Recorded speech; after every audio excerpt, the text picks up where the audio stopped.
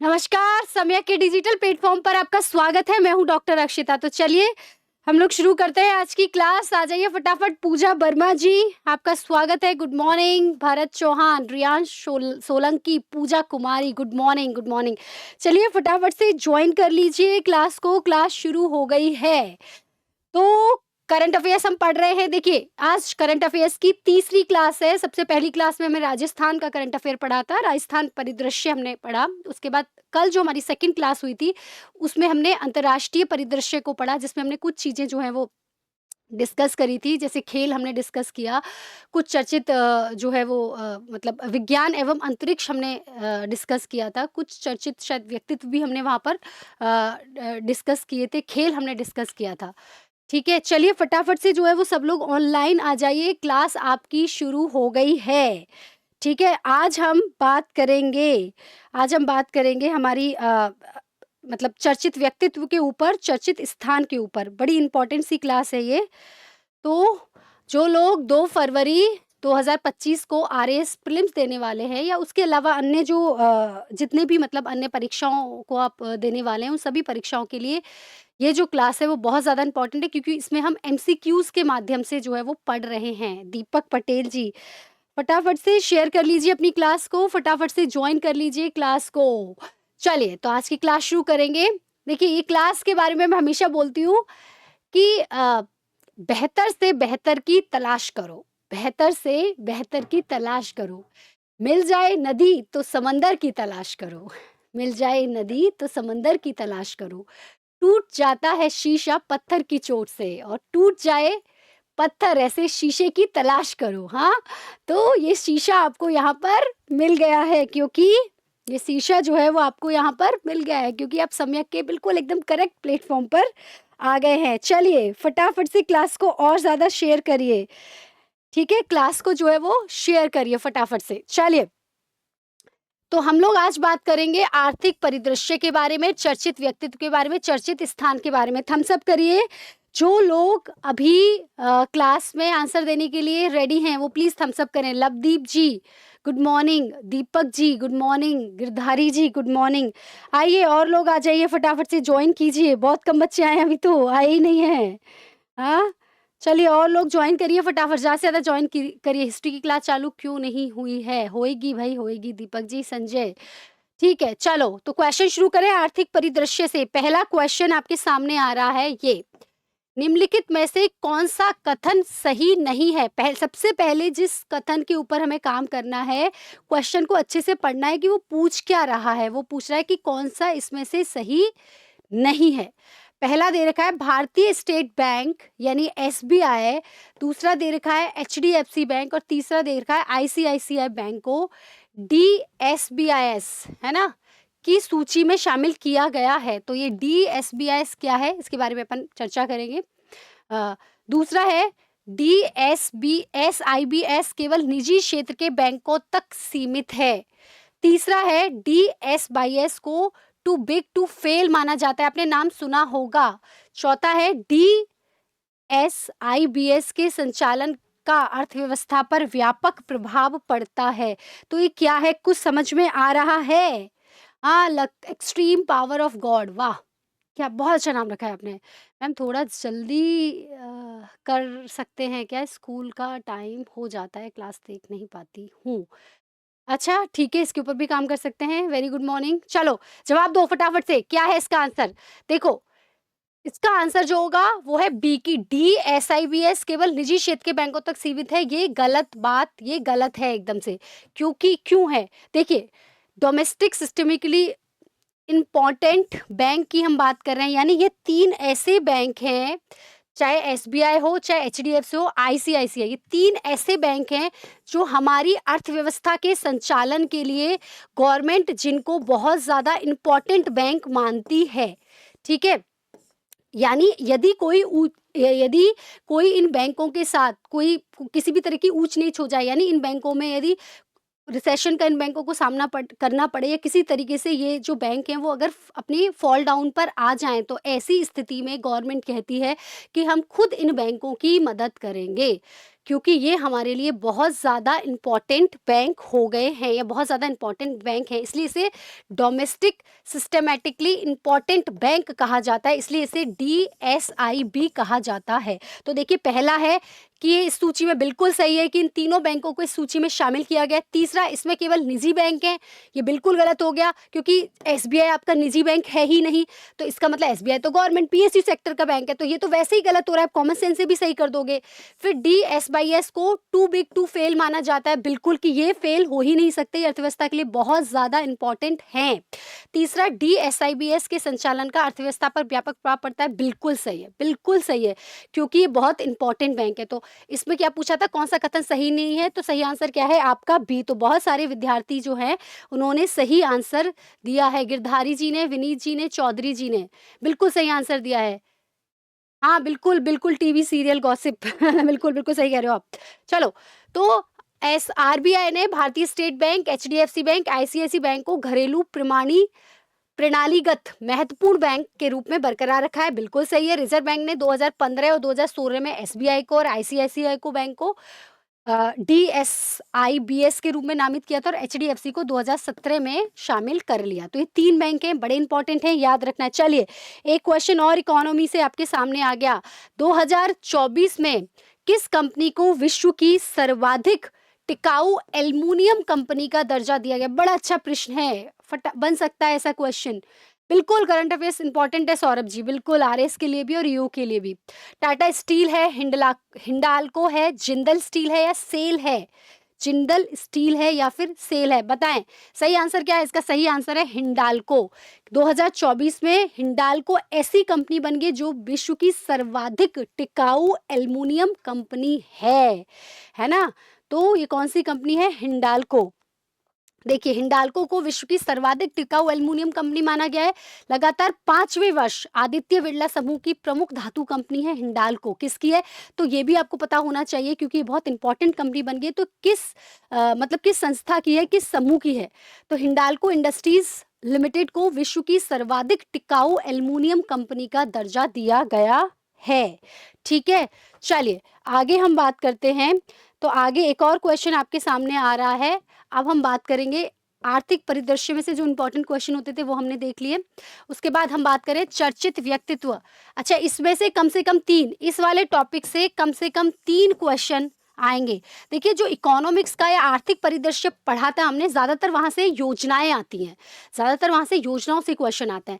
लेकिन मतलब ये जो हमने और चीज़ें इकोनॉमिक्स में पढ़ी, आर्थिक परिदृश्य में पढ़ी, वहाँ से क्वेश्चन काफ़ी कम रहते हैं, इसलिए हमने एग्जाम की जो व्यापकता है उसी को देखकर क्वेश्चन फ्रेम करे हैं, क्वेश्चन को शामिल किया है। अब ये जो चर्चित व्यक्तित्व है, सबसे ज्यादा क्वेश्चन यहाँ से आपको मिलेंगे। चर्चित स्थान से बहुत ज्यादा क्वेश्चन मिलते हैं, कम से कम 3 क्वेश्चन, 2 से 3 क्वेश्चन तो आप मान के चलिए 3 क्वेश्चन यहाँ से आते हैं, इस करंट अफेयर से आते हैं। चलिए, तो चर्चित व्यक्तित्व के ऊपर हम चर्चा करते हैं। पहला क्वेश्चन आपके सामने आ रहा है। केंद्र सरकार ने 12 नवंबर 2024 को अंतर्राज्यीय परिषद की स्थायी समिति के अध्यक्ष के रूप में किसे नियुक्त किया? बताएं फटाफट, कौन से मंथ तक? सर, ये अपन जो पढ़ेंगे, देखिए जुलाई, मतलब जुलाई थोड़ा बहुत, उसके बाद अगस्त, सितंबर, अक्टूबर, नवंबर, दिसंबर, ये तो बहुत इंपॉर्टेंट है आपके लिए, है ना? उससे पहले भी वैसे 1 साल का करंट पढ़ने के लिए कहा जाता है, क्योंकि 1 साल में उस दौरान जितने भी पुरस्कार मिले, जितनी भी सारी चीजें हैं वो इसमें ऐड होती हैं। लेकिन सबसे ज्यादा इंपॉर्टेंट जहां से क्वेश्चन पूछे जाते हैं करंट में से, वो 4-5 महीने का होता है। ठीक है, लखन जी ने दिया है बी उत्तर। चलो, राहुल ने दिया है बी, गिरधारी ने दिया है सी। नरेंद्र मोदी जी, अमित शाह, निर्मला सीतारमण या शिवराज सिंह चौहान? तो हाँ, चौधरी जी, गलत आंसर है आपका। लखन जी ने बिल्कुल सही आंसर दिया है, अमित शाह। इसी के साथ राहुल जाट ने भी बिल्कुल सही आंसर। और भी बच्चे अटेम्प्ट करो भाई, अटेम्प्ट कीजिए, और क्वेश्चन भी देखिए इसी तरीके से क्वेश्चन आएंगे। अब हमें याद रखना है कि अंतर्राज्यीय जो परिषद होती है, उस अंतर्राज्यीय परिषद का जो अध्यक्ष होते हैं, वो अध्यक्ष तो आपके कौन होते हैं? प्रधानमंत्री जी होते हैं। लेकिन इसके अंतर्गत अभी एक स्थायी समिति बनाई गई है, हाई पावर्ड स्थायी समिति, है ना? तो उस स्थायी समिति के जो अध्यक्ष बने हैं वो अमित शाह हैं। तो कंफ्यूज मत होना, अगर वो अंतर्राज्यीय परिषद का अध्यक्ष पूछता है तो वो हमारे पीएम साहब होंगे, लेकिन वो अंतर्राज्यीय परिषद की जो अभी स्थायी समिति बनी है उसके अध्यक्ष के रूप में बात कर रहे हैं तो अमित शाह। इस तरीके के ट्रिकी क्वेश्चन यहाँ पर रहेंगे, आपको डिस्कस करने हैं। तो देखिए अभी जो है ये इसलिए भी इम्पोर्टेंट है, पता है ये इसलिए भी इम्पोर्टेंट है कि क्योंकि इसकी जो आयोजक रही थी वो राजस्थान सरकार जो है वो रही थी एक बार, मतलब पहले, इसलिए। ठीक है, उसके बाद प्रधानमंत्री, आगे हम बात करें तो केंद्र सरकार ने अंतर्राज्यीय परिषद की स्थायी समिति का पुनर्गठन किया और गृह मंत्री अमित शाह को इसका अध्यक्ष नियुक्त किया है। इसके साथ साथ जो आपकी अंतर्राज्यीय परिषद है वो केंद्र, राज्य और अंतर्राज्यीय समन्वय और सहयोग को बढ़ावा देने के लिए काम करती है। हमें पता है कि ये क्या काम करती है। एक तो ऐसे केंद्र शासित प्रदेश जहां पर सरकार नहीं है, विधानसभा नहीं है, या फिर केंद्र या फिर राज्य सरकार, जहां पर राज्यों की सरकार, मतलब राज्यों में सरकार है, उन समय उनमें कोऑर्डिनेशन कैसे बनाना है, उनमें उनके लिए कार्य प्रणाली कैसे डिसाइड करनी है, उन सबके लिए इसके द्वारा काम किया जाता है। ये वैसे तो आपकी जो इंडियन पॉलिटी है उसमें आपने पढ़ा होगा, बड़ी इंपॉर्टेंट ये रहती है। अब इस जो समिति की बात हो रही है, इस समिति में सभी मुख्यमंत्री होते हैं, 9 केंद्रीय मंत्री सदस्य के रूप में होते हैं और 13 केंद्रीय मंत्री स्थायी आमंत्रित सदस्य के रूप में इसमें शामिल किए जाते हैं। ये पॉलिटी का है, बहुत ज़्यादा इसमें हमें नहीं जाना, हम तो करंट के ऊपर बात करेंगे, लेकिन फिर भी जो है वो थोड़ा-सा यहाँ पर हमने डिस्कस कर लिया। नई समिति में 12 सदस्य शामिल किए गए हैं, जिनमें वरिष्ठ केंद्रीय मंत्री और महाराष्ट्र, उड़ीसा और आंध्र प्रदेश सहित 7 राज्यों के मुख्यमंत्री भी शामिल हैं। तो अभी जो स्थायी समिति बनी है, उस स्थायी समिति के अध्यक्ष आपके बनाए गए हैं, कौन? अमित शाह। और यदि अंतर्राज्यीय परिषद का अध्यक्ष यदि पूछा जाता तो वो प्रधानमंत्री मोदी। यदि अंतर्राज्यीय परिषद के अंतर्गत जो नई अभी हाई पावर्ड स्थायी समिति बनी है उसके अध्यक्ष के बारे में पूछा गया है तो वो आपके हैं अमित शाह। चलिए एक और क्वेश्चन आ गया, हाल ही में अंतर्राष्ट्रीय हॉकी महासंघ का अध्यक्ष किसे चुना गया है और इनको पुनर्नियुक्ति दी गई है? चलिए, ये बात हो रही है अंतर्राष्ट्रीय हॉकी महासंघ की। क्यों हम हॉकी महासंघ के ऊपर, हम अंतर्राष्ट्रीय हॉकी महासंघ की हम क्यों बात कर रहे हैं, है ना? अंतर्राष्ट्रीय हॉकी महासंघ की, क्योंकि हमें पता है कि भारत का जो राष्ट्रीय खेल है वो क्या है? हॉकी। अच्छा अच्छा, मुझे ये बताओ राजस्थान का राज्य खेल क्या है? राजकीय खेल कौन सा है राजस्थान का? राजस्थान, बिल्कुल, राजस्थान का राज्य खेल कौन सा है? राजकीय खेल है हमारा, कौन सा है बताएं? देखिए ये इसलिए इम्पोर्टेंट, बिल्कुल बिल्कुल, वसीम खान ने बिल्कुल सही आंसर दिया है। एक्सट्रीम पावर आपने भी सही आंसर दे दिया है ना? दीप यादव जी ने बिल्कुल सही आंसर दिया है, लखन लाल जी ने भी। आज तो पढ़ के आए सब लोग हैं। नवंबर का करंट अफेयर्स आप लोग पढ़ कर आए हो, बहुत बढ़िया, बहुत बढ़िया। अरे ऑल इन वन ने बिल्कुल सही आंसर दिया, वसीम जी ने भी बिल्कुल सही आंसर दिया, वॉलीबॉल, है ना? तो हमने जो हॉकी महासंघ के अध्यक्ष की बात कही है, जिन्हें पुनर्नियुक्ति बनी दी गई है, वो इसलिए क्योंकि हॉकी हमारा राष्ट्रीय खेल है, तो हो सकता है यहाँ से क्वेश्चन आपका बन जाए। राजस्थान का राजकीय खेल वॉलीबॉल नहीं, बास्केटबॉल है, वॉलीबॉल नहीं है। पूजा जी, दिस इज बास्केटबॉल। चलो, राजेंद्र कुमार ने बिल्कुल सही आंसर दिया है। चलो इसका सही आंसर क्या है? तैयब इकराम, बिल्कुल सही आंसर है। तैयब इकराम की बात करूं तो इनको पुनर्नियुक्ति जो है वो दी गई है। वर्तमान में अध्यक्ष जो तैयब इकराम है, उनको ओमान के मस्कट में जो 49th आपकी FIH है, यानी फेडरेशन ऑफ हॉकी, है ना, उसका वैधानिक कांग्रेस में अंतर्राष्ट्रीय हॉकी महासंघ का अध्यक्ष जो है वो इनको चुना गया, पुनर्नियुक्त किया गया है। ये पहले 2022 तक थे, 2022 से 2024 तक थे, उसके बाद अब 2024 से 2026 तक हो गए और वर्तमान कार्यकाल जब उनका पूरा होगा तो पूरे 4 वर्ष का होगा, इसलिए ये इंपॉर्टेंट आपके लिए क्वेश्चन हो गया है। चलिए एक और क्वेश्चन बड़ा अच्छा सा है, इसमें तो मुझे लगता है सभी विद्यार्थी को जवाब देना चाहिए, मैक्सिमम बच्चों को इसमें जवाब देना है। देखिए बहुत अच्छे क्वेश्चन लेकर आए हैं हम। डोनाल्ड डे ट्रंप के संदर्भ में निम्नलिखित कथनों पर विचार करें। बहुत बहुत चर्चित पर्सनैलिटी, इस पर्सनैलिटी में से 2018 में आपसे क्वेश्चन पूछा गया था, तो बड़ा अच्छा क्वेश्चन है, इस पर्सनैलिटी से क्वेश्चन पूछा ही जाता है। अमेरिका फॉर अमेरिकन्स, हाँ, यह यूएसए के 47वें राष्ट्रपति निर्वाचित हुए हैं, 47th। पहला, ट्रंप रिपब्लिकन पार्टी से संबंधित हैं। दूसरा कथन, ट्रंप ने डेमोक्रेटिक पार्टी के उम्मीदवार जो बाइडेन को पराजित किया है। अब इसमें वो पूछ रहा है कि सही विकल्प कौन सा है, पहला, दूसरा या तीसरा? गुड मॉर्निंग राजेंद्र जी, बिल्कुल कौन सा सही है? केवल 1 और 2 सही है, केवल 2 और 3 सही है, केवल 1, 2, 3 सही है या केवल 1 और 3 सही हैं? सौरभ ने दिया है सही सी। अरे सर गलत हो गया। लखन ने भी सही, बिल्कुल गलत दे दिया सर सी। राहुल जाट ने दिया है बी, गलत बताया राहुल आपने। अ, त तव तवलीन कोचर ने बिल्कुल सही आंसर दिया है, बिल्कुल सही 1 और 2, है ना? पूजा ने बिल्कुल सही आंसर दिया है ए, कमला हैरिस को पराजित किया है। बहुत बढ़िया उत्तर आ गया, क्या बात है ना? तो देखो बिल्कुल सही है।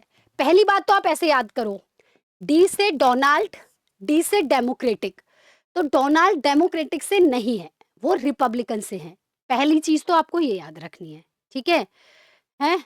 ये याद रखनी है, तो आप याद रखेंगे कि वो रिपब्लिकन पार्टी से हैं, डोनाल्ड ट्रंप अपनी डेमोक्रेटिक डी पार्टी से नहीं है।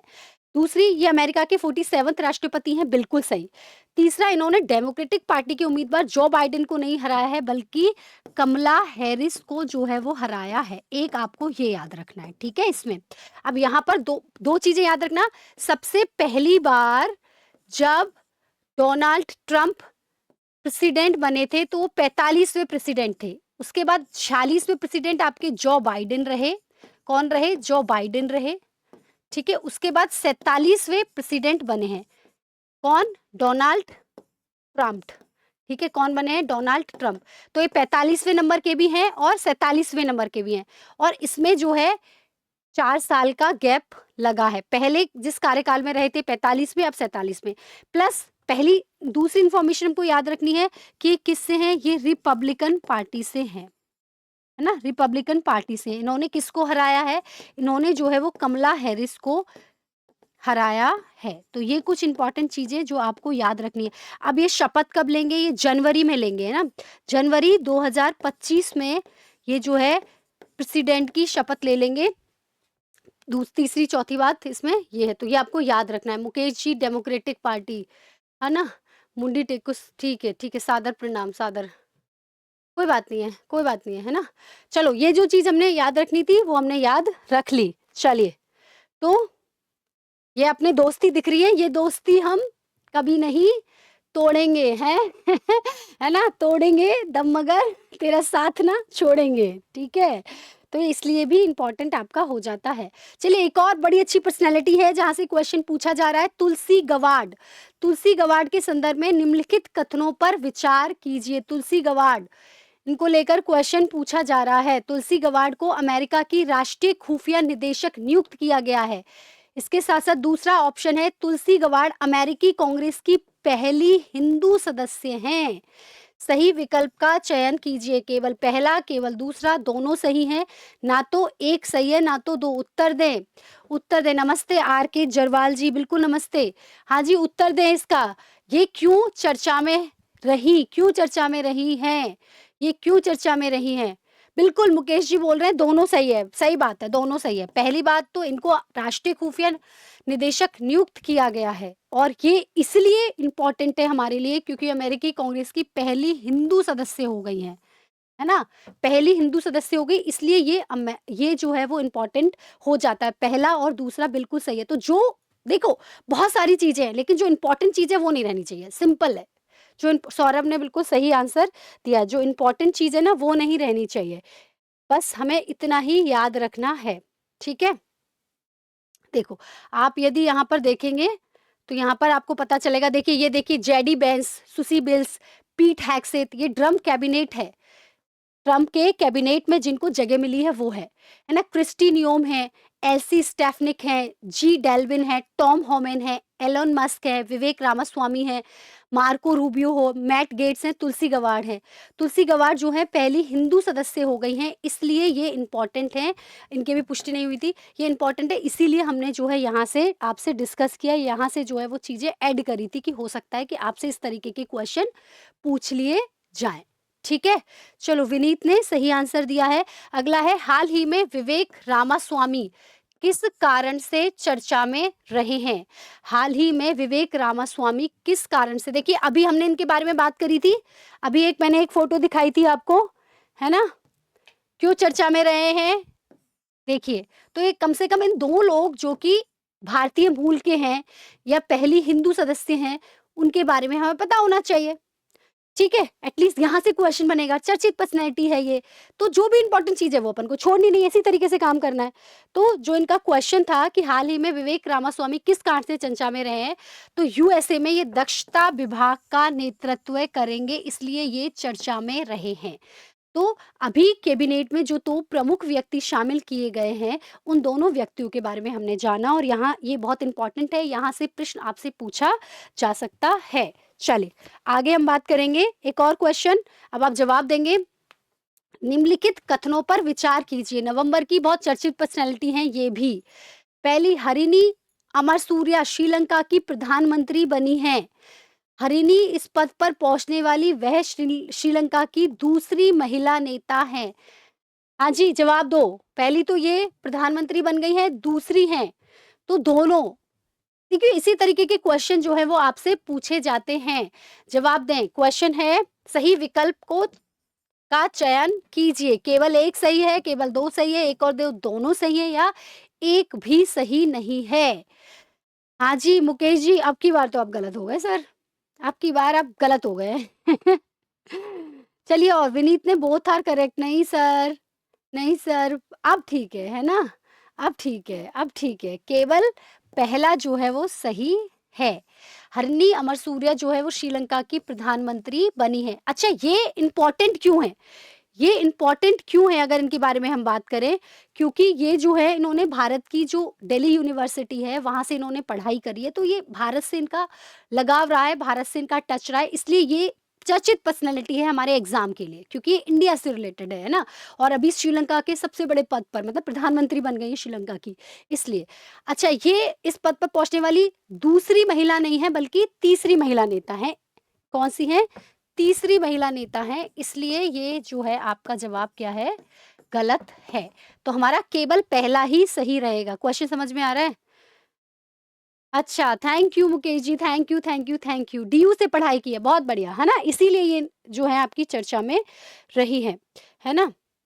तो देखो, हरिणी अमन सूर्या को हाल ही में श्रीलंका की नई प्रधानमंत्री नियुक्त किया है। इसके साथ ही वे श्रीलंका की तीसरी महिला नेता बन गई हैं जो कि इस पद पर पहुंची हैं। श्रीलंका में संसदीय चुनाव हुए थे 14 नवंबर 2024 को और अनुरा कुमारा दिशानायके श्रीलंका के 10वें वर्तमान राष्ट्रपति अभी हैं।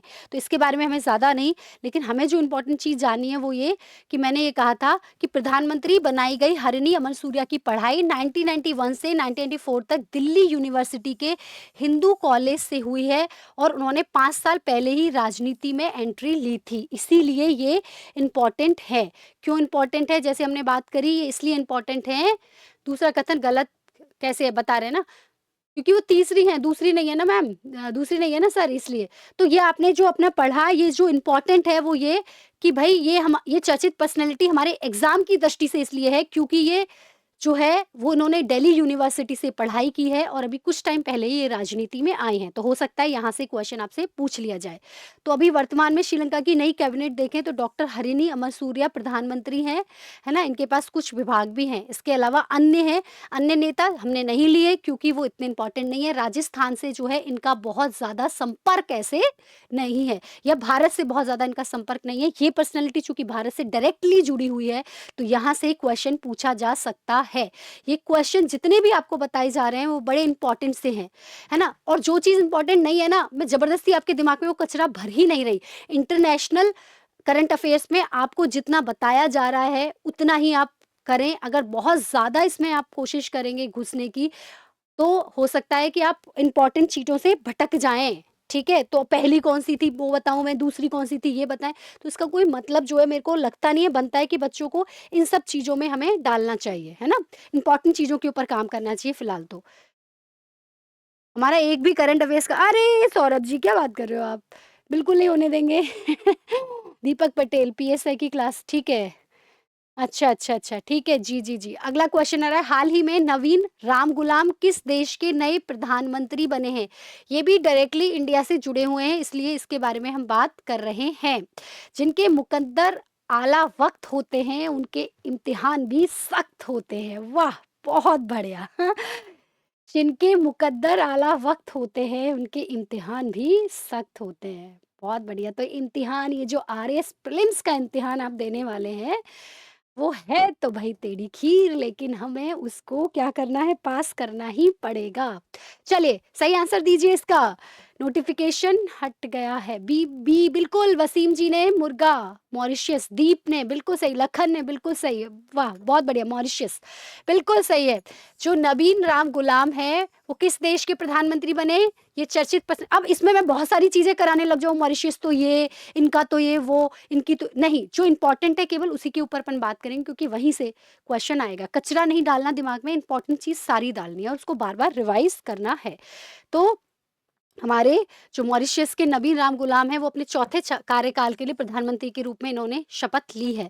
और ये इसलिए इम्पोर्टेंट है क्योंकि उनकी अलायंस डू चेंजमेंट, जो उनका अलायंस है ना, अलायंस डू चेंजमेंट जो गठबंधन है, उसने 62.6% वोटों के साथ 62 राष्ट्रीय असेंबली की सीटों में से 60 सीटों पर जीत हासिल करी है। कितने? 60 सीटों पर, है ना? तो ये अपने आप में एक बहुत अच्छा जो है वो आंकड़ा है, तो यहाँ से आपसे क्वेश्चन पूछा जा सकता है। वैसे भी मॉरिशस के साथ हमारे संपर्क बहुत अच्छे हैं और मॉरिशस के संदर्भ में क्वेश्चन पूछे भी जाते हैं, तो प्लीज़ शामिल रहिएगा। चलिए, एक और क्वेश्चन आपके सामने आ गया है।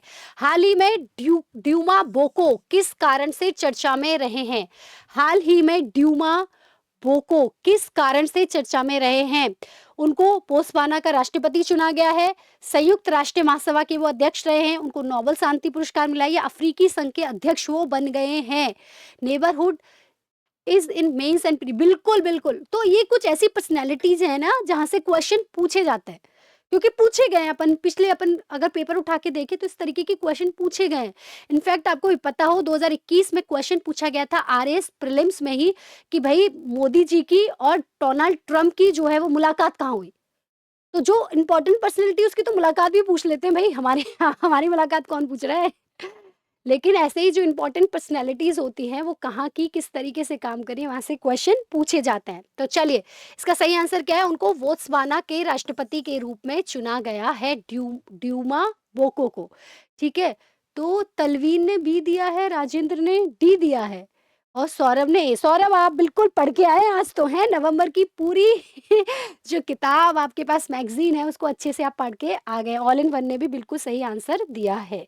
ठीक है, तो ड्यूमा बोको को बोत्सवाना का छठा राष्ट्रपति चुना गया है। ड्यूमा बोको विपक्षी जो उनका दल है अम्ब्रेला फॉर डेमोक्रेटिक चेंज, उस पार्टी के उम्मीदवार जो वो थे, और उसके बाद उन्होंने डेमोक्रेटिक पार्टी के 58 साल के शासन को समाप्त कर दिया।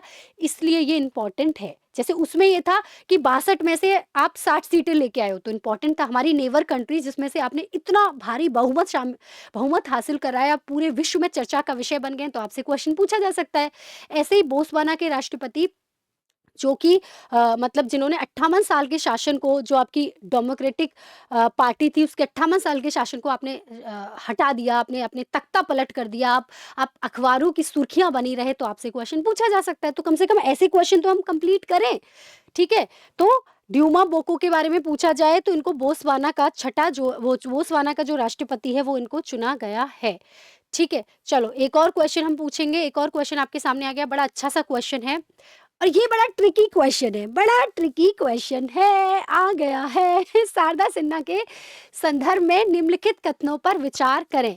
शारदा सिन्हा को बिहार की प्रसिद्ध शारदा सिन्हा जो है बिहार की प्रसिद्ध लोक नृत्यांगना रही हैं। उन्हें 2018 में पद्म भूषण से सम्मानित किया गया है। सही विकल्प बताना है। केवल एक सही है, केवल दूसरा सही है, एक और दो दोनों सही हैं, ना तो एक सही है ना तो दो। बड़ा ट्रिकी सा क्वेश्चन है, जवाब देना पड़ेगा। जुड़े रहिए और जवाब दीजिए। बड़ा अच्छा क्वेश्चन है ये, सबने पढ़ा है इनके बारे में, शारदा सिन्हा जी के बारे में। इनको हाँ, छठ गीत गायिका, अरे वाह, बहुत बढ़िया। तो इसमें ट्रिक क्या है? हमने क्या ट्रिक लगाई है? हमने यहाँ पर, आपने गायिका बताया, हमने क्या कर दिया यहाँ पर? नृत्यांगना। तो शारदा सिन्हा बिहार की प्रसिद्ध लोक गायिका है ना। अगर गायिका होता तो ये ऑप्शन सही होता, अभी केवल दूसरा ऑप्शन सही है। आरपीएससी वैसे ही मजे लेती है। आश्रम गुजर बिल्कुल सही, सौरभ बिल्कुल सही, मुकेश प्रजापति पता नहीं, सौरभ बिल्कुल सही बताया आपने। विनीत बिल्कुल सही बताया, लखन सही बता दिया। बहुत बढ़िया, बहुत बढ़िया। तो देखो इसी तरीके के क्वेश्चंस को हमें डील करना है। देखो यही मैं सिखा पाऊँ ना, यही मैं कर पाऊँ, आपको क्वेश्चन डील करना सिखा दूँ, क्योंकि करंट अफेयर्स है, बदलता रहता है। ठीक है, जैसे हमने कल इंटरनेशनल अलायंस पढ़े थे, है ना, इंटरनेशनल सोलर अलायंस पढ़ा था।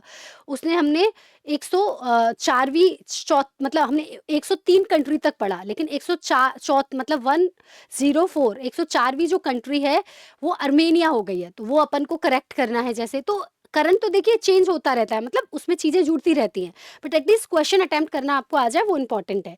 पढ़ तो आप रहे हैं और पढ़ा तो हम रहे ही हैं।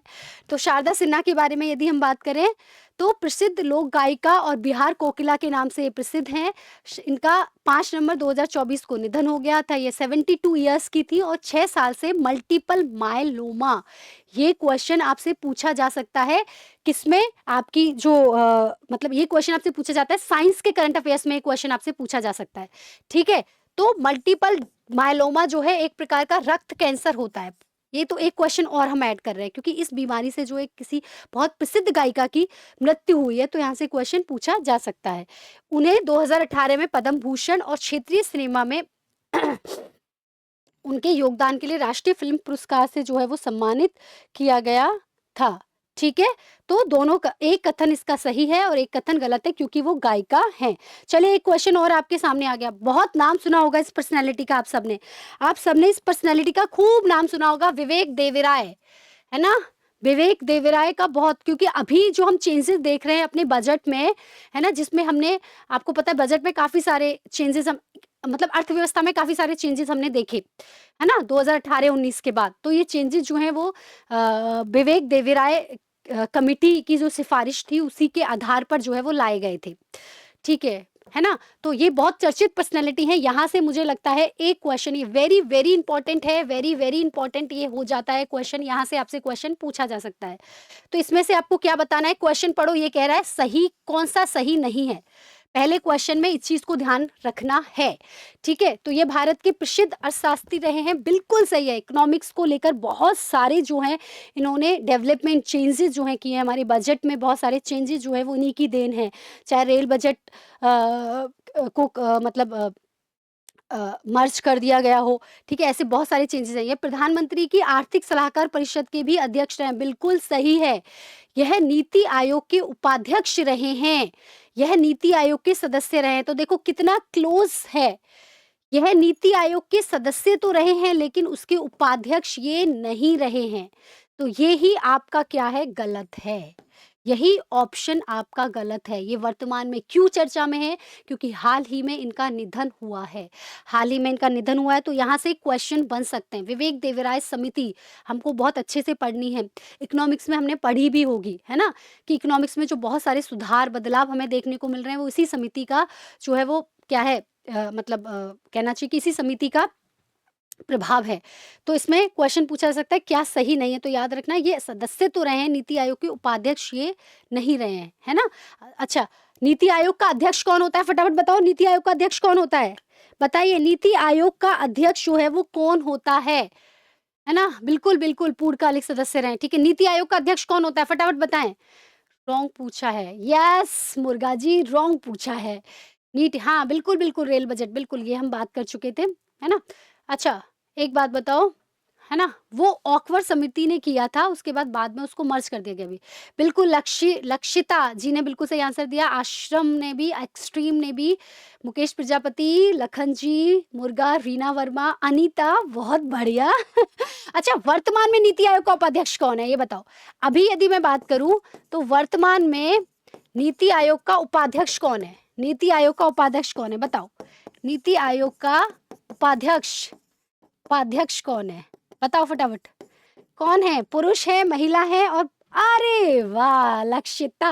वर्तमान उपाध्यक्ष सुमन बेरी, क्या बात है, बहुत बढ़िया बहुत बढ़िया, बहुत अच्छा लगा कि आप लोगों की तैयारी जो है बहुत अच्छी है।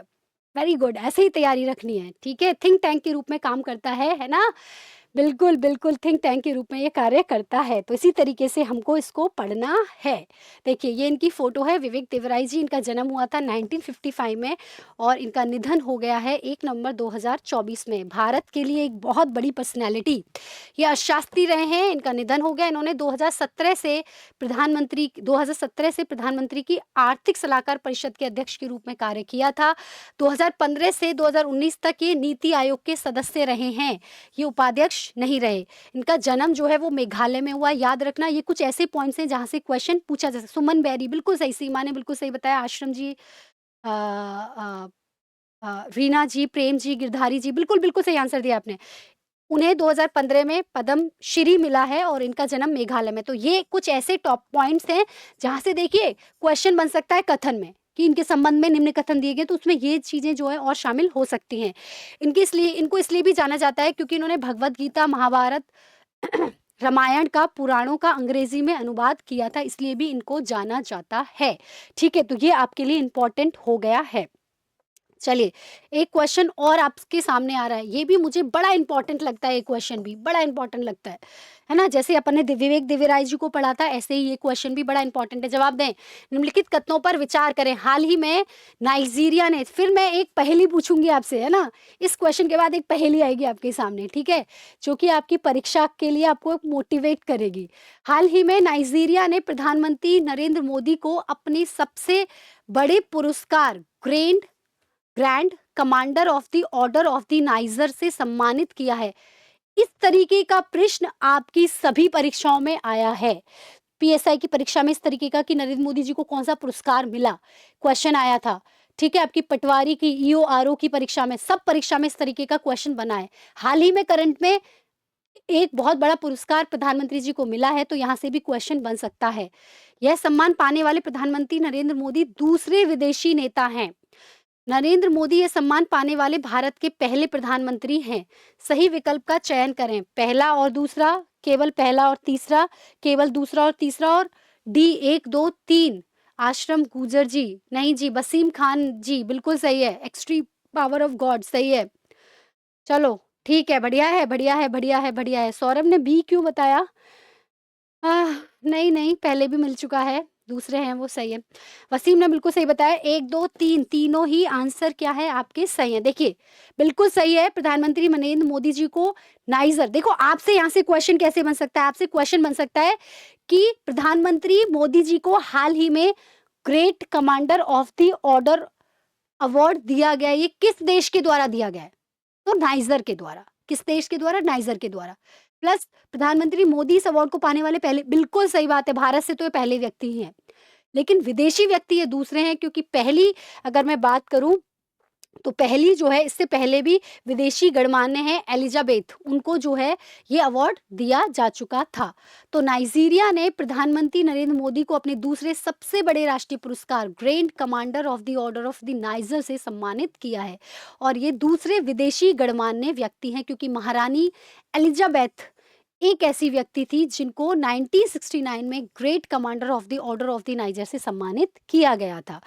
यह किसी देश द्वारा पीएम मोदी को दिया जाने वाला 17वां अंतर्राष्ट्रीय पुरस्कार है। ये भी कथन में पूछा जा सकता है, क्योंकि अगर अब तक पूछा जाए, अब तक की बात कही जाए तो। ठीक है, प्रियंका जी बिल्कुल, गुड मॉर्निंग, गुड मॉर्निंग। जवाब दें, ज़्यादा से ज़्यादा जुड़े और जवाब दें, है ना? बस, है ना? ये जो परेशानी है, ये जो टेंशन है, ये जो समस्याएँ हैं, ये इसी तरीके से हल होनी चाहिए। मैम, सर्वोच्च अवार्ड है या सेकंड है? सेकंड सर्वोच्च है, मतलब सर्वोच्च नहीं है, मतलब सेकंड अवार्ड है, सेकंड सर्वोच्च। कहाँ है, कहाँ लिखा आपने? राष्ट्रीय पुरस्कार, सबसे बड़े राष्ट्रीय पुरस्कार से सम्मानित किया है, बिल्कुल सही है ना? ये सेकंड है, सेकंड नंबर का है नाइजीरिया का, इसलिए, है ना? चलो, एक और क्वेश्चन आपके सामने आ रहा है। हाल ही में संजय मूर्ति किस कारण से चर्चा में रहे हैं? ये सेकंड नंबर का है, ठीक है, Lakhanlal ji, okay. Priyanka Priyanka Gameti ji, thank you, okay. Prem Singh ji, Victoria Colony, बिल्कुल, बिल्कुल, बिल्कुल। चलो क्वेश्चन आ गया फटाफट आपके सामने। हाल ही में के संजय मूर्ति किस कारण से चर्चा में रहे हैं? के संजय मूर्ति किस कारण से चर्चा में रहे हैं? बताओ, बताओ, बताओ, बताओ। इनको सीएजी बनाया गया है, भारत का नया नियंत्रक एवं महालेखा परीक्षक बनाया गया है, भारतीय रिजर्व बैंक का इनको गवर्नर बनाया गया है। अच्छा, अभी 2-3 दिन पहले ही गवर्नर अभी हमारे नियुक्त हुए हैं, सीनियर आईएएस ऑफिसर हैं और राजस्थान के हैं, इसलिए इम्पोर्टेंट है, वो भी हम पढ़ेंगे पर्सनैलिटी में। जो दिसंबर का हम पढ़ेंगे ना करंट अफेयर, उसमें हम ऐड करेंगे। चलो, भारत के मुख्य न्यायाधीश या भारत सेना के प्रमुख? नहीं, भवनीत जी ने बिल्कुल सही आंसर दिया है, सौरभ ने सही आंसर दे दिया, मुर्गा ने बिल्कुल सही आंसर दे दिया। और भी तो करो भई, और भी बच्चे करो ना, देखते हो बस उत्तर तो करते नहीं हो। अरे ऐसे ही बहती गंगा में हाथ धो लो भई। सब लोग यही दे रहे तो एक ही जवाब दो, कम से कम अपनी उपस्थिति तो दर्ज कराओ। आर्टिकल 78 नहीं है, 148 है ना? चलो, ए गिरधारी बिल्कुल सही बता रहे हैं आप। विकास बिल्कुल सही बताया आपने। एक्सट्रीम पावर आरबीआई, नहीं नहीं नहीं नहीं नहीं, अच्छा हाँ, संजय मल्होत्रा, ठीक है, बीकानेर, क्या बात है, बहुत बढ़िया। चलो, है ना? तो इसका सही आंसर क्या है? भारत के सीएजी जो है, इन्हें बनाया गया है हाल ही में। इन्होंने किसका स्थान लिया है, ये बताओ, ये किसकी जगह पर आए हैं? चलो बताओ, ये किसकी जगह? संजय अभी ये जो बने हैं वो सीएजी बने हैं ना, कंट्रोलर और एंड ऑडिटर जनरल, है ना? कंट्रोलर एंड ऑडिटर जनरल जो है वो इन्हें बनाया गया है। भारत का नियंत्रक एवं महालेखा परीक्षक इनको बनाया गया है। तो इससे पहले कौन थे? इससे पहले हमारे जो सीएजी थे, इन्होंने किसका स्थान लिया? भाई क्वेश्चन पूछा जा सकता है कि भाई संजय मूर्ति जिनको नया सीएजी बनाया गया है भारत का, उन्होंने किसका स्थान लिया है? किसका स्थान? बिल्कुल बढ़िया, दीप यादव ने बिल्कुल सही दिया, गिरीश चंद्र मुर्मू का इन्होंने स्थान लिया है। सौरभ ने बिल्कुल सही, बिल्कुल सही बताया आपने। अच्छा, इसको आर्टिकल नंबर 148 में जो है वो बताया गया, ये आर्टिकल भी याद रखना। तो इस तरीके से क्वेश्चन पर्सनैलिटीज को लेकर पूछ लिए जाते हैं, पर्सनैलिटी को लेकर क्वेश्चन पूछे जाते हैं, आपको बिल्कुल सही उत्तर देना है। तो सीएजी बनाया गया है के संजय मूर्ति जी को, ठीक है? के संजय मूर्ति हैं ये, जिनको सीएजी बनाया गया है, ठीक है? इनको आप देख सकते हैं। चलो, राष्ट्रपति द्रौपदी मुर्मू जी ने 1989 बैच के आईएएस ऑफिसर हैं, जिनको भारत का नया सीएजी नियुक्त किया है। इन्होंने गिरीश चंद्र मुर्मू का स्थान लिया। ये सारे क्वेश्चन आपके कथन में बन सकते हैं। अभी तो हमने सीधा सीधा चर्चित पर्सनैलिटी से क्वेश्चन पूछ लिया, लेकिन कथन में भी यहाँ से क्वेश्चन पूछा जा सकता है। यह भारतीय संविधान के अनुच्छेद 148 के तहत एक मतलब स्थापित एक स्वतंत्र प्राधिकरण है और इसकी नियुक्ति राष्ट्रपति के द्वारा की जाती है। और ये क्या करती है, ये क्या करता क्या है, ये जो है बेसिकली सारे ऑडिट करने का काम, क्योंकि ऑडिटर जनरल है ना, कंट्रोलर एंड ऑडिटर जनरल है ना, तो ये ऑडिट करने का काम करते हैं और अपनी जो रिपोर्ट है संसद में और विधानसभा में जो है वो रखते हैं कि भाई ठीक है, कितना कितना खर्चा हुआ, उसके बारे में ये डिस्कशन करते हैं। चलिए जवाब दीजिए, बड़ा अच्छा क्वेश्चन। आप तो बड़े क्रिकेट के, उस दिन तो बड़े बता रहे थे हमें क्रिकेट बहुत पसंद है। जिन लोगों को क्रिकेट बहुत पसंद है ना, वो लोग बताएं। Sharma ji, good morning, good morning. चलो, इस दुबई स्पोर्ट्स काउंसिलिंग के द्वारा दुबई का खेल राजदूत किसे नियुक्त किया गया? दुबई बहुत चर्चा में है, बहुत चर्चा में रहता है इंडिया के लिए, तो इनफैक्ट दुबई सेकंड होम है ना, ये काफी चर्चा में है। तो दुबई का खेल राजदूत किसे बनाया है? विराट कोहली को, एमएस धोनी को, हरभजन सिंह जी को, या फिर रोहित शर्मा जी को? है ना, बड़े आप हाँ, क्रिकेट के बड़े प्रेमी हैं आप, क्रिकेट प्रेमी। तो मेरे क्रिकेट प्रेमियों जवाब दो। देश प्रेमियों, हाँ, क्रिकेट प्रेमियों जवाब दो ना, चीकू को नहीं बनाया। क्रिकेट प्रेमियों, शर्मा जी, हाँ, प्रियंका जी भी नहीं जी, हाँ, क्रिकेट प्रेमियों, खेल राजदूत किसे बनाया है? हरभजन सिंह जी को बनाया है, ठीक है?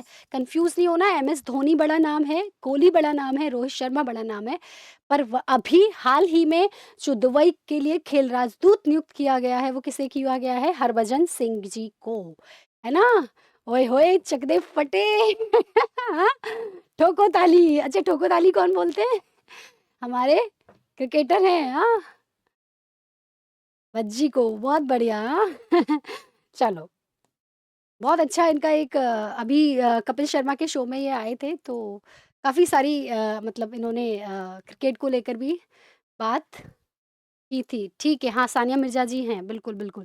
चलिए, भारतीय क्रिकेट के दिग्गज खिलाड़ी हरभजन सिंह को दुबई स्पोर्ट्स काउंसिल के द्वारा दुबई का खेल राजदूत जो है वो नियुक्त किया गया है। इसके साथ ही हरभजन जो हैं वो अल्टीमेट फाइटिंग चैंपियनशिप के दिग्गज खिलाड़ी खवीव नूरमगोदेव, टेनिस स्टार सानिया मिर्जा और फुटबॉल आइकन पैट्रिस एवरा सहित अन्य प्रतिष्ठित खेल हस्तियों के साथ दुबई स्पोर्ट्स काउंसिल के राजदूत नियुक्त हो गए हैं। तो सानिया मिर्जा को लेकर भी क्वेश्चन पूछा जा सकता है कि भाई वो, और इसके अलावा कौन भारतीय है, सानिया मिर्जा भी इसमें शामिल है, जैसे मुकेश जी ने भी जवाब दिया, वसीम खान जी ने भी जवाब दिया है। चलो, मतलब आप पढ़ रहे हो, बढ़िया है, इसका मतलब आप पढ़ के आए हो, बहुत बढ़िया है, ठोको ताली।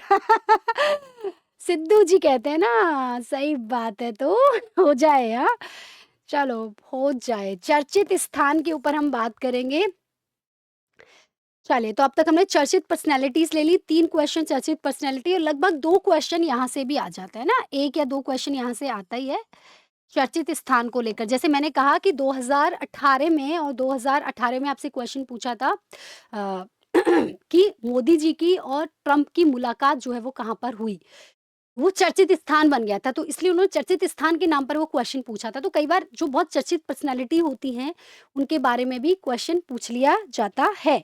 तो चलिए, पहला क्वेश्चन आ रहा है आपकी स्क्रीन पर, टिंग tiding tiding.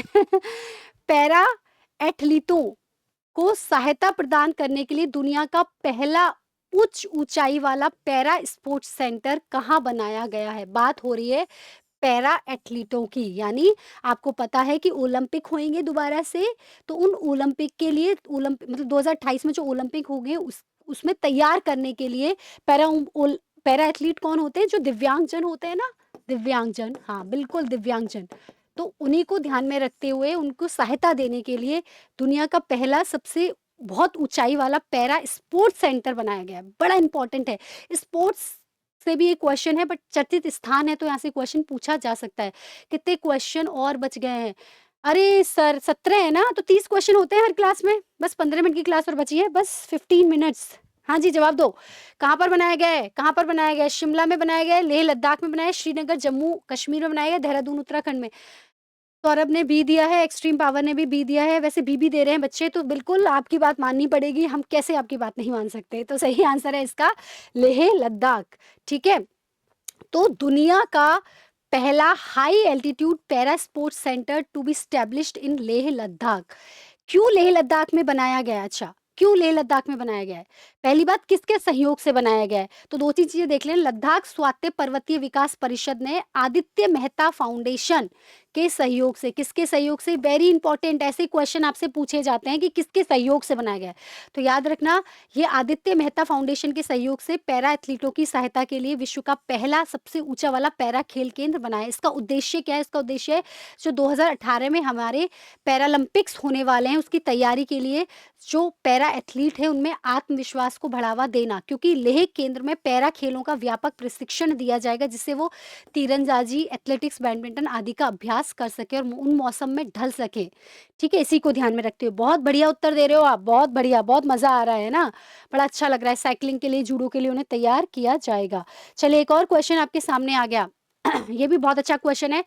Major रालंगेनाओ Bob Khathing वीरता संग्रहालय का उद्घाटन कहाँ किया गया है?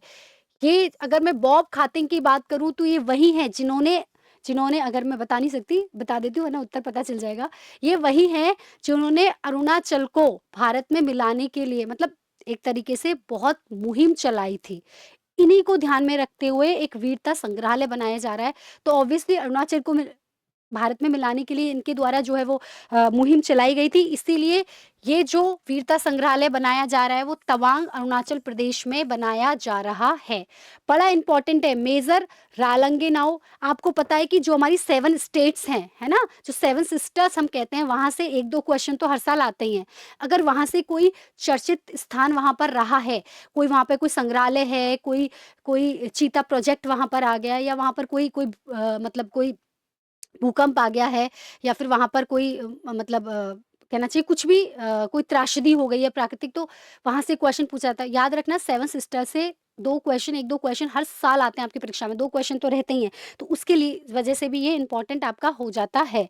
तो ये थे, है ना, रक्षा मंत्री राजनाथ सिंह ने अरुणाचल प्रदेश के तवांग में मेजर रालंगेनाओ बॉब खातिन वीरता संग्रहालय का उद्घाटन किया। ये मणिपुर के तंगखुल नगा समुदाय में पैदा हुए थे और बॉब खातिंग को 1951 में तवांग के सुदूर क्षेत्र में अपने अभियान के लिए जाना जाता है, जिसने शेष भारत के साथ इसके एकीकरण का मार्ग क्या किया था? प्रशस्त किया था। अगर इसको सही भाषा में बात करें तो ये भी कथन में आपसे क्वेश्चन पूछा जा सकता है। चलिए एक क्वेश्चन और आपके सामने आ गया। दुर्गेश अरण्य प्राणी उद्यान भारत का पहला ऐसा चिड़ियाघर होगा जिसे इंडियन ग्रीन बिल्डिंग काउंसिल से प्रमाणन दिया जाएगा। ये कहाँ पर स्थित है? मतलब सब कुछ बहुत मतलब कहना चाहिए कि मतलब पर्यावरण प्रदूषण की दृष्टि से बिल्कुल ज़ीरो पर्यावरण प्रदूषण रहेगा यहाँ पर। बॉब किंग बिल्कुल मणिपुर के थे ये, लेकिन ये जो बनाया जा रहा है वो तवांग में बनाया जा रहा है क्योंकि तवांग को मिलाने में इन्होंने बड़ी हेल्प करी थी। चलो, तो इसका सही आंसर क्या है? बनखंडी हिमाचल प्रदेश, पालघर महाराष्ट्र, भोपाल मध्य प्रदेश या रांची झारखंड। तो जो दुर्गेश अरण्य प्राणी उद्यान है, ये कहाँ पर स्थापित किया गया है? ओम प्रकाश आप गलत बता दिए, सौरभ आप गलत बता दिए। जवाब प्रियंका गमेटी, हावेंद्र बाड़मेर, लखन लाल ने बिल्कुल सही बताया। ठीक है, इसका सही आंसर क्या है? बनखंडी हिमाचल प्रदेश। तो दुर्गेश अरण्य प्राणी उद्यान जो है, ये बनखंडी हिमाचल प्रदेश में जो है वो क्या करा जा रहा है? बनाया जा रहा है। तो Durgesh Aranya zoological park set to achieve India's first IGEC certificate, जिसने जो है ग्रीन बिल्डिंग के लिए सर्टिफिकेट प्राप्त करा है। ठीक है, तो ऐसा चिड़ियाघर होगा। हिमाचल प्रदेश के मुख्यमंत्री सुखविंदर सिंह सुक्खू ने कहा कि कांगड़ा जिले के बनखंडी में बनने वाला है दुर्गेश अरण्य प्राणी उद्यान, जो कि भारत का पहला ऐसा चिड़ियाघर होगा जो कि भारतीय हरित भवन परिषद से प्रमाणित जिसको प्राप्त है। मतलब वहाँ पर ग्रीन जो है वो पूरा मतलब उसकी जो बिल्डिंग है वो पूरी ग्रीन बिल्डिंग है। वहाँ पर जो है पूरी तरीके से वो ग्रीन बिल्डिंग है बेसिकली। ठीक है, चलिए एक और क्वेश्चन आपका आ गया, वो है आपका एनटीपीसी ने दुनिया के पहले CO2 से मेथनॉल रूपांतरण संयंत्र का उद्घाटन कहाँ पर किया है? कोरबा में, सिंगरौली ने, रांची झारखंड, नागपुर महाराष्ट्र। एनटीपीसी ने कर दिया भाई, दुनिया के CO2 दुनिया का पहला है, इसलिए थोड़ा इंपॉर्टेंट है क्योंकि दुनिया में पहली बार ऐसा कुछ हो रहा है। CO2 से मेथनॉल बनाया जाएगा, रूपांतरण संयंत्र है। आपको पता है कि मेथनॉल जो है वो ईंधन के रूप में भी काम उपयोग होता है। बिल्कुल, हमने भी सही बताया, बिल्कुल आपने सही बता दिया अब तो। तो ये जो है वो ईंधन के रूप में जो है वो इस्तेमाल होता है, तो इसलिए भी ये क्या है आपके लिए इम्पोर्टेंट है। तो ये यदि मैं इसकी बात करूँ, तो ये आपका कहाँ पर बनाया गया है? देखो इसके लिए अपन देखेंगे कि इसने जो है ना? इसको यदि अपन देखते हैं, तो इसमें अपन बात करेंगे कि भारत की सबसे बड़ी बिजली उत्पादक कंपनी है एनटीसीपी, जिसने मध्य प्रदेश के सिंगरौली में जो है एक CO2 मेथनॉल रूपांतरण संयंत्र जो है वो बनाया है। इम्पोर्टेंट है ये, प्योर नहीं, नहीं, नहीं, पुणे महाराष्ट्र नहीं है सर। ये है आपका अच्छा, मैंने उत्तर नहीं बताया क्या? अच्छा, ये है बी, सिंगरौली मध्य प्रदेश में जो है ये बनाया गया है। ये जो है वो सिंगरौली मध्य प्रदेश में बनाया गया है। इससे अब इसमें जो इम्पोर्टेंट है वो ये है कि जो आपका ये मेथनॉल है, आपको पता होगा ईंधन के रूप में इस्तेमाल होता है बेसिकली, इसलिए ये इम्पोर्टेंट है ना? और ये दुनिया का पहला ऐसा है जो कि CO2 से हम कार्बन डाइऑक्साइड से हम मेथनॉल रूपांतरण संयंत्र लगा रहे हैं। जिससे कि अब हमारे पास जो प्रोडक्ट बन के आएगा वो प्रोडक्ट हमारे लिए इस्तेमाल हम करेंगे, उस प्रोडक्ट को ईंधन के रूप में, इसलिए ये आपके लिए इम्पोर्टेंट हो जाता है। ठीक है, तो इस सिंगरौली में है मध्य प्रदेश में। चलो एक और क्वेश्चन, अरे ये तो बहुत अच्छा क्वेश्चन है, ये तो जरूर आएगा, है ना? ये तो जरूर आने वाला क्वेश्चन है। इसमें तो भैया मार्क कर लो, मैडम ने पेपर है ना? आपकी RS फिल्म की परीक्षा का एक क्वेश्चन जो है यहाँ पर दे दिया, आपके सामने फेंक दिया। चलो बताओ, भारत का पहला समर्पित रेलवे परीक्षण ट्रैक जो है वो कहाँ पर बनाया जा रहा है? बड़ा चर्चित स्थान है ये। जबलपुर और कटनी के बीच मध्य प्रदेश में बनाया जा रहा है। गुड़ा और ठाटना मिट्टी के बीच राजस्थान में बनाया जा रहा है। बिलासपुर और रायगढ़ के बीच छत्तीसगढ़ में बनाया जा रहा है। रांची और बोकारो के बीच झारखंड में बनाया जा रहा है। बताओ बताओ बताओ बताओ सौरभ। अरे और भी तो होंगे ना बच्चे मेरे, कहाँ गए? और भी तो बच्चे हैं। बड़े सीधे सिंपल से देखिए, इंटरनेशनल नेशनल में मैंने आपको बहुत ज्यादा फंसाया ही नहीं, क्योंकि क्वेश्चन फंसने वाले आते नहीं है। यूपीएससी में आते हैं, आरपीएससी में नहीं आते। राजस्थान में से आते हैं फंसने वाले, तो आपको पता होगा पहली सीरीज में जब हम राजस्थान का करंट अफेयर लेके आए थे, बड़ी फंसाने वाली क्वेश्चन हम लाए थे। इसमें जितने सीधे सच्चे से क्वेश्चन बनते हैं वो हमने बनाए। उसी लेवल को ध्यान में रख के बनाएँ कि एटलीस्ट आप ये भी कर लो तो आप वहाँ पर अटेम्प्ट कर पाओगे। बिल्कुल सौरभ ने, वसीम ने, हरवेंद्र बाड़मेर ने, ऑल इन वन ने, बहुत सारे बच्चों ने बिल्कुल सही आंसर दे दिया है। तो सही आंसर है गुडा और ठाटना मिट्टी के बीच जो है भारत का पहला समर्पित रेलवे परीक्षण ट्रैक जो है वो बनाया जा रहा है। ये कहाँ पर है? राजस्थान में है। बहुत बढ़िया आपने बता दिया। तो राजस्थान में तैयार हो रहा है 820 करोड़ रुपए की लागत वाला भारत का पहला समर्पित रेलवे ट्रैक। रोलिंग स्टॉक की टेस्टिंग की सुविधा विकसित करने के लिए राजस्थान में एक समर्पित रेलवे परीक्षण ट्रैक का निर्माण किया जा रहा है और यह दिसंबर 2025 तक पूरा हो जाएगा। राजस्थान में देश का पहला ट्रेन ट्रायल ट्रैक हो सकता है, ट्रेन ट्रायल ट्रैक से नाम से आ जाए। 60 किलोमीटर लंबा यह ट्रैक पूरी तरह से सीधा नहीं है, इसमें कई घुमावदार पॉइंट्स भी बनाए गए हैं। तो भाई 2025 दिसंबर तक ये पूरा हो रहा है, 60 किलोमीटर का है, ठीक है। कई घुमावदार इसमें पॉइंट्स हैं और भारत का पहला है। ये इसलिए मुझे बहुत इंपॉर्टेंट क्वेश्चन लगता है, यहाँ से क्वेश्चन पूछा जा सकता है। बिल्कुल राजस्थान में, बिल्कुल सही बता रहे हो भैरू सिंह जी, आप आज लेट आए हो, है ना? हाँ, वी मिस्ड यू। चलो, आगे हम बात करेंगे। तो आगे हम बात करें, भारत ने किस देश के साथ अपनी सीमा पर एकीकृत चेक पोस्ट 7 नवंबर 2022 को असम के दर्रागा में स्थापित किया है? नेपाल ने, बांग्लादेश ने, भूटान में, म्यांमार में। एकीकृत चेक पोस्ट क्या होता है? बेसिकली ऐसा चेक पोस्ट होता है जहाँ पर विभिन्न प्रकार की सुविधाएं भी होती है। मतलब जो सेना है, सेना के लोग वहीं पर रुकेंगे, वहाँ पर रह सकते हैं आराम से, है ना? तो वहाँ पर उनको आवासीय सुविधा इत्यादि सुविधा दी जाती है, तो एकीकृत चेक पोस्ट के नाम से वो जाना जाता है। चलिए, तो ये नेपाल में है, बांग्लादेश में है, भूटान में है, या फिर ये म्यांमार में बनाया गया अभी जो हाल ही में बना है अपनी सीमा के साथ, जो कि दर्रागा असम में बना है। उन्होंने सीधा सिंपल कर दिया, असम के दर्रागा में बनाया है। कहाँ पर है ये? भूटान में, है ना? तो ये प्रियंका जी आपने नहीं सही आंसर दिया, इसका आंसर क्या है इसका? भूटान, है ना? ये चर्चित जो है काफ़ी आपका चर्चा में रहा है। तो भारत भूटान की सीमा पर जो है वो पहला नहीं, भारत भूटान की सीमा पर तो ये पहला ही है, ठीक है? वैसे ये पहला एकीकृत चेक पोस्ट नहीं है। भारत भूटान की सीमा पर पहला एकीकृत चेक पोस्ट जो है वो असम के दर्रागा में उसका उद्घाटन किया गया। असम के राज्यपाल लक्ष्मण प्रसाद आचार्य ने भूटान के प्रधानमंत्री दासो शेरिंग तोब्गो की उपस्थिति में इसका उद्घाटन किया और ये लगभग 14.5 एकड़ में फैला हुआ है और भारत से भूटान सीमा तक इसकी लगभग 700 मीटर की दूरी है, ठीक है। और इसमें क्या होगा, देखो मैंने जैसे बताया, ये एकीकृत चेक पोस्ट क्या होता है कि इसमें ऑफिस कॉम्प्लेक्स होगा, पार्किंग क्षेत्र होगा, लोडिंग और अनलोडिंग का क्षेत्र होगा, एक बेब्रिज होगा, गोदाम होगा, रहने की सुविधा होगी, सब कुछ। तो इसलिए इंपॉर्टेंट है। असम के दर्रागा में जो आपका एकीकृत चेक पोस्ट बना है वो किस देश के साथ बना है? भूटान के साथ। इससे पहले हमने पाकिस्तान के साथ भी एकीकृत चेक पोस्ट बनाया हुआ है, ठीक है। तो यहाँ पर कई सारी असेंबली वगैरह भी होती हैं। चलो, एक और क्वेश्चन आपके सामने आ गया है ना? एक और क्वेश्चन जो है वो आपके सामने यहाँ पर बड़ा अच्छा क्वेश्चन है। मुझे लगता है क्वेश्चन, देखिए 2018 में 2021 आरएस प्रीलिम्स में आपसे क्वेश्चन पूछा गया था इसी तरीके का, जिसमें उन्होंने एक योजना पूछ ली थी और उस योजना के बारे में पूछा था, ये योजना किस राज्य में चलाई जा रही है। हमें क्या लगा, भैया राज्य की बात कर रहा है, राजस्थान का आरपीएस है तो राजस्थान अपनी योजनाएं पूछ रहा होगा, लेकिन वो योजना निकली थी महाराष्ट्र की उस समय, है ना? 2021 का आरएस प्रीलिम्स देखोगे तो मेरे कहने का मतलब है कि ऐसा ही क्वेश्चन आपसे पूछा जा सकता है कि भारत में एक समर्पित सेमीकंडक्टर नीति लागू की गई है, उस नीति को लागू करने वाला पहला राज्य कौन-सा है? सेमीकंडक्टर क्या होते हैं? सेमीकंडक्टर एक तरीके से मतलब जो इलेक्ट्रॉनिक आइटम्स में, मोबाइल इत्यादि में यूज़ होता है ना? वो सेमीकंडक्टर होते हैं। अरे वाह! हरेंद्र, बिल्कुल सही। वसीम जी, लखन जी, है ना? बहुत बढ़िया। दीप जी, मुर्गा जी, अरे बड़े सही-सही आंसर दे रहे हो, मतलब पढ़-पढ़ के आ गए हो, हैं? मतलब आप तो आरएस फोड़ के छोड़ेंगे। मैडम आरएएस प्रीलिम्स तो फोड़ के छोड़ेंगे, अब मेंस में मिलेंगे, हाँ? चलो, सही आंसर क्या है इसका? Gujarat is the correct answer.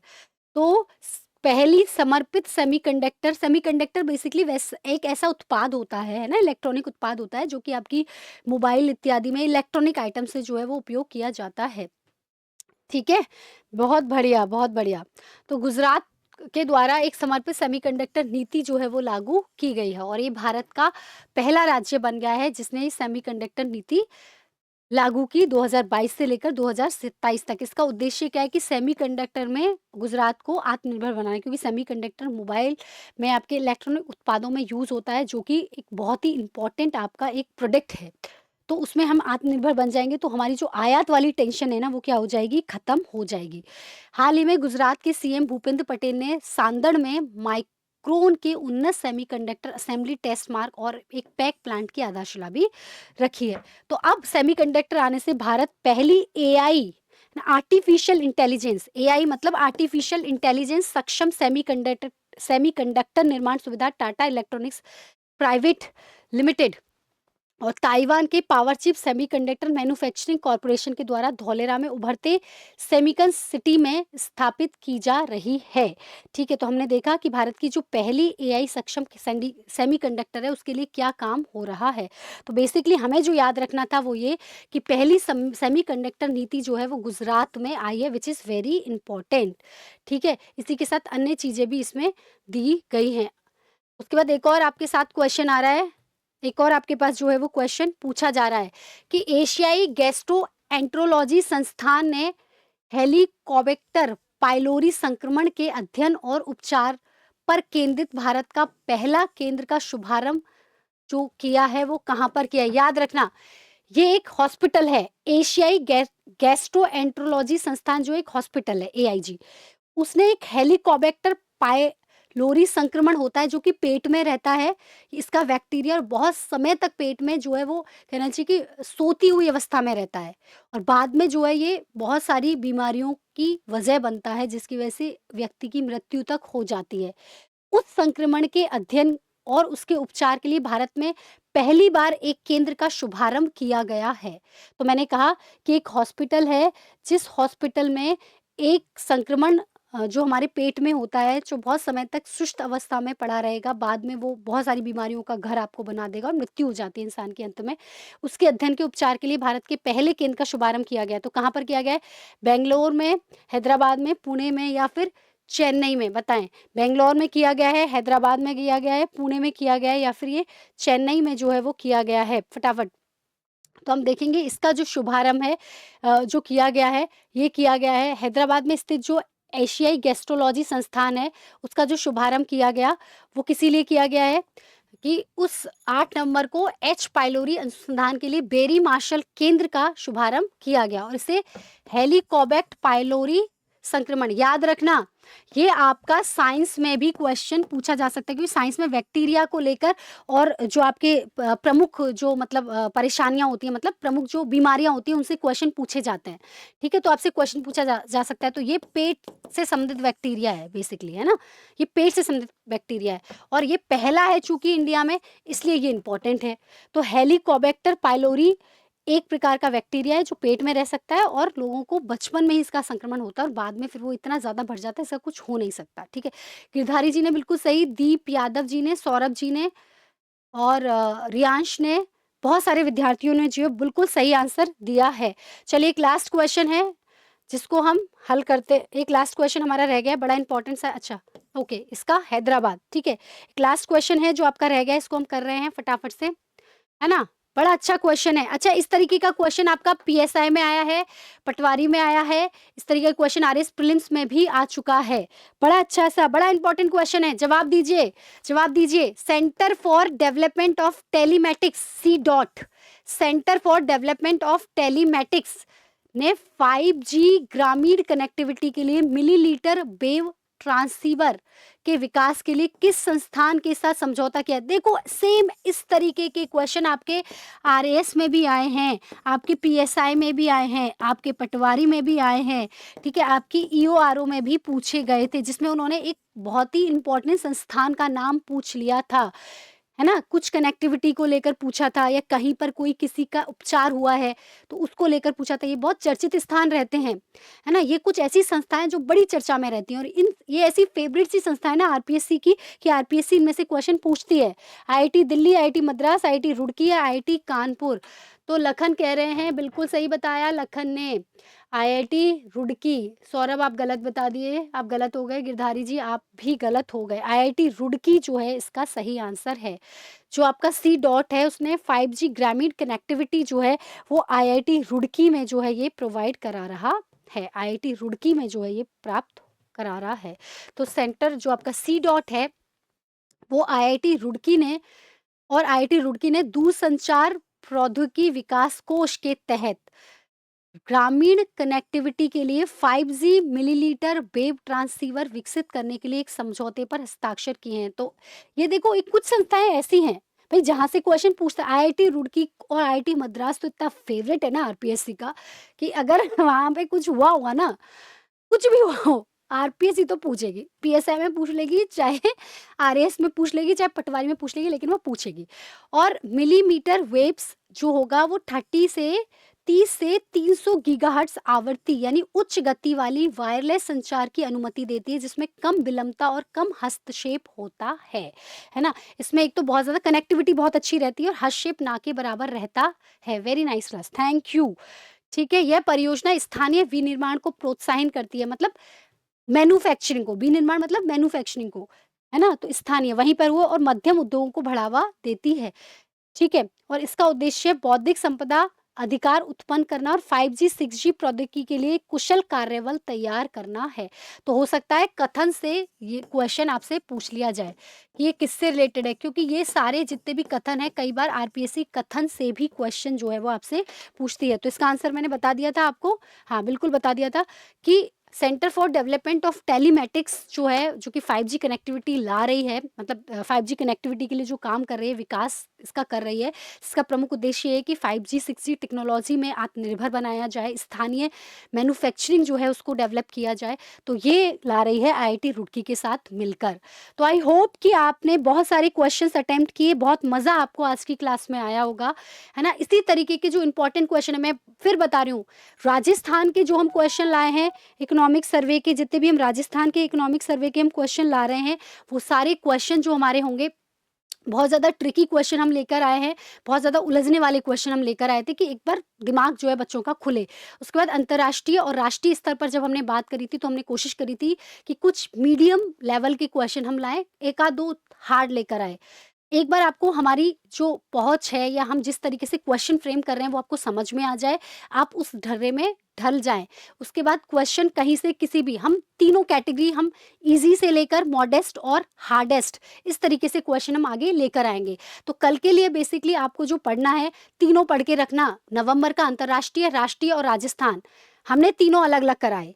हमने पहले राजस्थान का लिया, इंटरनेशनल लिया और कुछ अब हमने इंडिया का लिया है ना, करंट अफेयर। उसके बाद तीनों आगे जो 2 दिन हैं, उन दोनों दिनों में हम तीनों लेकर आएँगे, अंतर्राष्ट्रीय भी, राष्ट्रीय भी और राजस्थान का भी। और इसमें क्वेश्चन जो रहेंगे वो पहले ईज़ी, फिर मीडियोकर टाइप, है ना, उसके बाद हार्डेस्ट क्वेश्चन रहेंगे। और यही जो तैयारी रहती है, ये आरपीएससी की परीक्षाओं की भी जो पैटर्न और तैयारी इसी तरीके से हमें करनी होती है। उसी तरीके से मतलब एक स्टेट ऑफ माइंड के साथ हमें जो है वो क्वेश्चन हल करने होते हैं। ठीक है, तो एक छोटा-सा रिवीजन ले लेते हैं। उस रिवीजन के बाद कि अभी हमने क्या-क्या करा है, उस रिवीजन के फटाफट रिवीजन करने के बाद जो है हम क्लास को पूरा करेंगे एक बहुत प्यारे से मोटिवेशनल कोट के साथ। ठीक है, तो मैंने कहा कि आज जो हमने बात करी थी, आज जो हमने बात करी है, आज प्रमुख रूप से हमने बात करी है यहाँ पर, एक तो हमने चर्चित व्यक्तित्व लिए हैं, हमने चर्चित स्थान लिए हैं, और उसके बाद हमने बात करी है आपके आर्थिक परिदृश्य की। आर्थिक परिदृश्य के चूँकि 2 ही क्वेश्चन मैंने लिए, क्योंकि आर्थिक परिदृश्य से योजनाओं से ज़्यादा क्वेश्चन पूछे जाते हैं, बहुत ज़्यादा इसमें उलझते नहीं हैं। तो सबसे पहले अपने डोमेस्टिक सिस्टमैटिकली इम्पोर्टेंट बैंक की बात कही, जिसमें हमने कहा कि एसबीआई, एचडीएफसी, आईसीआईसीआई हैं। बाकी का इसमें कौन-सा कथन सही नहीं है, ये पूछा था, तो जिसमें हमने देखा कि दूसरा कथन जो था वो इसके अंतर्गत सही नहीं था। दूसरा क्वेश्चन हमने लिया था कि सर्वाधिक टिकाऊ एल्युमिनियम कंपनी जो है वो कौन-सी है, वो क्वेश्चन वो था आपका हिंडाल्को, है ना, हिंडाल्को। चर्चित व्यक्तित्व पे हमने बात की थी, तो हमने बोला था कि अंतर्राज्यीय परिषद में जो अभी एक स्थायी समिति बनी है, हाई पावर्ड समिति बनी है ना, आपको अच्छा ठीक है, ओके। वो अमित शाह जो है जो अमित शाह जो हैं, उनको बनाया गया है। ठीक है, उसके बाद आगे हमने देखा था कि अंतर्राज्यीय हॉकी संघ का अध्यक्ष किसे बनाया गया है? तैयब इकराम को जो है वो बनाया गया है। इसके बाद डोनाल्ड ट्रंप की हमने बात की, 45वें, 47वें रिपब्लिकन, और ये अब 25 में जो है वो, है ना, 25 में जो है ये मतलब कमला हैरिस को इन्होंने हराया है, और 25 में जो है ये अभी जनवरी 2025 में ये शपथ लेंगे। उसके बाद हमने तुलसी गवाड़ की बात की, ये पहली हिंदू सदस्य हैं अमेरिकी कांग्रेस की, इन्हें अमेरिका की राष्ट्रीय खुफिया निदेशक जो है नियुक्त किया गया है। उसके बाद विवेक रामास्वामी के बारे में हमने बात की थी, जिनको यूएसए कि यदि मैं बात करूँ तो यूएसए का जो आपका यूएसए की जब हम बात करते हैं तो यूएसए में दक्षता विभाग का नेतृत्व जो है ये कर रहे हैं। उसके बाद हमने बात की थी हरिणी अमर सूर्या को लेकर, ये भी बड़ा अच्छा क्वेश्चन था, ये भी बड़ा अच्छा क्वेश्चन था। इसमें इनको जो है भारत श्रीलंका का प्रधानमंत्री जो है वो बनाया गया है। उसके बाद हमने बात की थी आगे हमने ड्यूका बोको की, जिनको बोत्सवाना का राष्ट्रपति नियुक्त किया गया है। उसके बाद हमने शारदा सिन्हा को देखा था, हमने देखा था कि बिहार की प्रमुख जो हैं वो लोक गायिका हैं, नृत्यांगना नहीं हैं, ठीक है। इनको 18 में पद्म भूषण भी मिला है। उसके बाद कुछ चर्चित स्थान हमने देखे थे, जिसमें से बहुत सारे चर्चित स्थान देखे, जैसे कि भारत ने किस देश के साथ अपनी सीमा पर एकीकृत चेक पोस्ट जो है वो बनाया, तो असम के दर्रा में बनाया, भूटान के साथ जो है वो बनाया है, ठीक है। उसके बाद लास्ट में हमारा जो क्वेश्चन रहा जिसके ऊपर हमने आज की क्लास पूरी करी थी, वो है आपकी जो आपका सेंटर फॉर, यदि मैं बात करूं सेंटर फॉर, है ना, Centre for development of Telematics, C dot ने जो है वो आईआईटी रुड़की के साथ मिलकर 5G ग्रामीण कनेक्टिविटी के लिए काम किया है। तो आई होप कि आपको आज की क्लास बहुत बहुत अच्छी लगी होगी, और प्लीज़ इस क्लास को जितना हो सके शेयर कीजिएगा, क्योंकि हमारे साथ वाले लोगों को भी पता चलना चाहिए कि यहाँ पर कुछ बहुत अच्छा हो रहा है। सौरभ, हम कोशिश कर रहे हैं कि कुछ भी गलत नहीं होना चाहिए, देखिए, ठीक है।